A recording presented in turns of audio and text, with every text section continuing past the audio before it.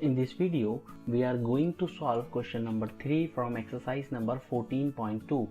Find the equation of line parallel to the vector 2i cap minus j cap plus 3k cap and passes through point 5 minus 2 4. Line passing through 5 minus 2 4. So position vector of 5 minus 2 4 is vector A is equal to 5i cap minus 2j cap plus 4k cap. And given vector B is 2i cap minus j cap plus 3k cap. Therefore, vector equation of line parallel to B is 2i cap minus j cap plus 3k cap passing through point 5 minus 2 4. As we know that vector R is equal to vector A plus vector B.